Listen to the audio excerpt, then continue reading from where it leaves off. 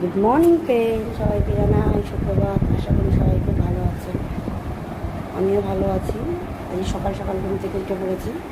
ছেলে স্কুল যাবে, তাই ছেলের ওই যে স্টেজ বার করে রেখেছি। ছেলের বই ব্যাগটা গুছিয়ে রেখেছি ওই যে বাইরে। ছেলের টিফিন রেডি করে রেখেছি, কমপ্লেন খেয়ে যাবে। টিফিন জল সব গুছিয়ে দিয়ে দিয়েছি। একটু পরে স্কুলে চলে যাবে। ওদের মর্নিং স্কুল 7টায় বেরিয়ে যাবে, 7টার আগেই বেরিয়ে যাবে। তাই জন্য আমার অনেক কাজই হয়ে গেছে। ঘরটা মোছা হয়ে গেছে, ঘর মোছা, ছেলের গোছানো,